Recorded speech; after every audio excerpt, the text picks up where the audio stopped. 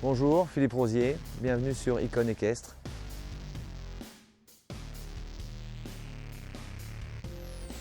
Bonjour à tous et bienvenue sur Icône Équestre. Aujourd'hui, nous sommes au pôle hippique Louchibaou de Barbaste pour l'étape du Grand National de CSO.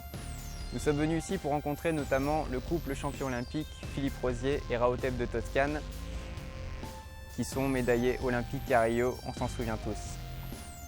Rendez-vous avec eux dans quelques instants, on va les rejoindre à leur box. Suivez-moi.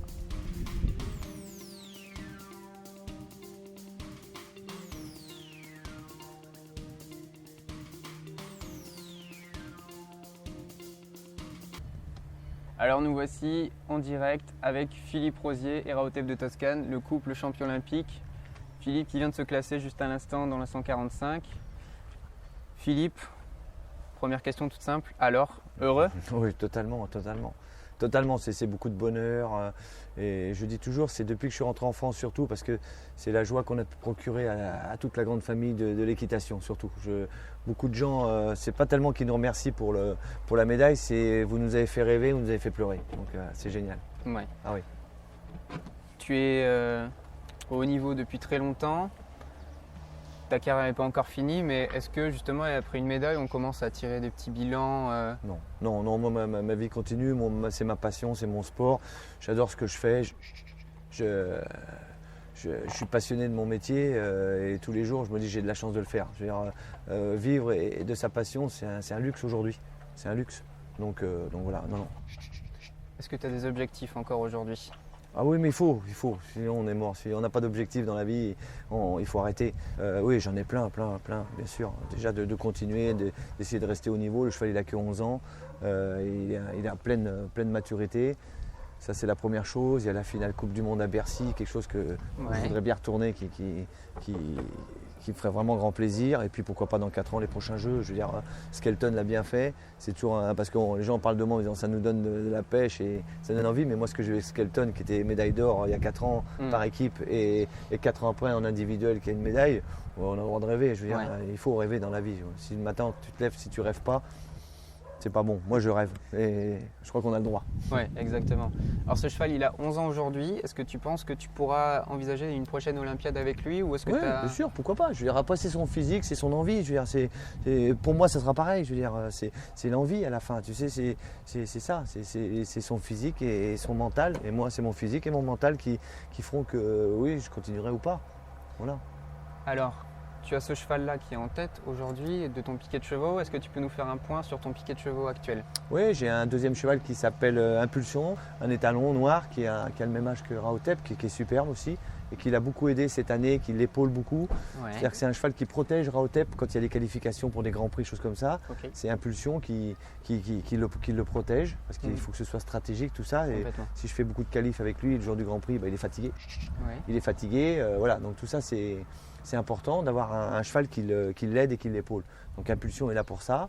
Après, j'ai 2-3 autres chevaux qui sont des chevaux intermédiaires pour les épreuves de vitesse. Comme Kelchanu. Comme Balou qui est là. Et un nouveau cheval qu'on vient de rentrer qui s'appelle Amerigo, un étalon de 11 ans. Qui en a rentré depuis 2 mois, qui est vraiment très bien. Okay. Et qui est là justement pour renflouer le piquet des chevaux. Et après, j'ai un très très bon 7 ans qui s'appelle Vinci Duguay, sur lequel je crois beaucoup. Qui a à mon avis la même pointure que Rahotep, mais pareil, il faut prendre son temps. Il a que 7 ans. Et c'est le jour où il sautera 1m50 qu'on saura s'il est vraiment un cheval d'1m50 ou d'1m60. Parce que les gens souvent me disent j'ai un jeune cheval, il est olympique, mais il sera le jour où il y sera. Exactement. C'est les chevaux, lui, j'aurais jamais pensé à 6-7 ans que ça allait devenir un grand cheval. C'était un bon cheval, j'ai toujours cru. Mais après, tu sais, entre y croire et y être, c'est deux choses, c'est deux mondes. Et c'est le jour où tu y es que, voilà, et même il m'a surpris au jeu de Rio. D'accord. À Rio, il m'a surpris. Je ne m'attendais pas. Il m'a montré des choses qu'il ne m'avait pas montré avant. Ok. Voilà. Et justement, Vinci, je voulais qu'on s'y arrête un petit peu. Comment est-ce que tu as découvert le cheval? C'est un cheval que j'avais repéré depuis l'âge de 4 ans, 5 ans, qui était tout le temps bien. Un très bel étalon noir. Très beau cheval, très sport, très moderne. Je l'avais repéré et puis je l'ai demandé à 4 ans, je l'ai redemandé à 5 ans. On n'était pas tombé d'accord sur le prix du cheval. Et puis le cheval a été acheté par mes propriétaires en fin d'année de 5 ans, au concours de Lyon où il a gagné. D'accord. On a acheté ce cheval-là. Et puis l'année de 6 ans, le cheval était formidable. Et l'année de 7 ans aussi, c'est vraiment un très bon cheval. On a eu plusieurs vidéos que tu avais partagées sur tes réseaux sociaux. C'est vraiment un super cheval. Après, bon, la route est longue, mais en tout cas, tous les ingrédients sont là comme pour lui, pour qu'il puisse devenir un grand cheval. D'accord, ok, super. Tu es toujours chef d'équipe du Maroc, tu t'en vas au MRT dans très peu de temps, juste après Barcelone. Quels sont tes objectifs aujourd'hui avec l'équipe du Maroc? C'est toujours la même depuis 4 ans, c'est de faire progresser le pays, d'emmener des cavaliers le plus haut possible, comme on a pu faire avec Kébir et d'autres cavaliers. On a pu monter une équipe pour les championnats du monde, on n'avait pas prévu ça. Au bout de 2 ans, on a réussi à monter une équipe et de qualifier une équipe pour les championnats du monde. On a réussi à qualifier Kébir pour les Jeux Olympiques. Il a gagné des grands prix incroyables comme le Hermès. Les cavaliers marocains derrière, j'ai vraiment des très bons jockeys.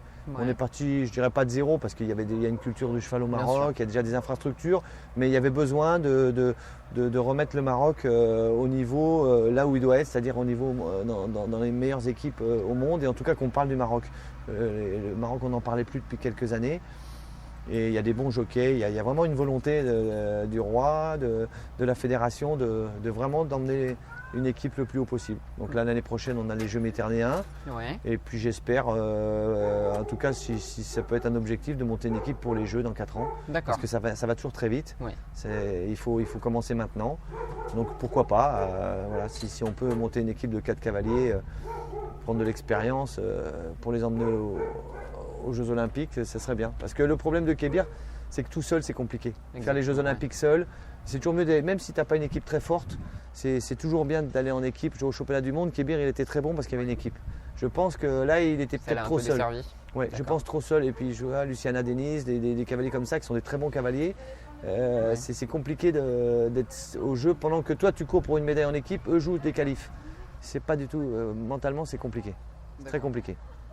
Et vous, on a vu que ça vous a resserré parce que tu disais, nous les Français, plus on est dans la merde, meilleur. Non, mais là, puis là, on était bien. Là, on a passé de l'enfer au paradis en 4 jours, parce qu'on ne savait pas ce qui allait nous arriver tous les jours. C'était vraiment l'enfer. Et ça nous a soudés. En plus, on est 4 cavaliers avec beaucoup d'expérience, donc ça aide aussi, parce que je pense qu'une équipe jeune aurait plus souffert. Nous, on est resté positif et on s'est dit de toute façon, on va se battre jusqu'au bout. On verra, on fera les comptes à la fin. Ok. Est-ce que tu as trouvé, tu as une longue expérience, tu as déjà plusieurs Olympiades, 5e Olympiade je crois. Est-ce que tu trouves qu'il y a un avant et un après les Jeux, avec une médaille justement en tout cas? J'en sais rien, c'est un petit peu tôt pour le dire.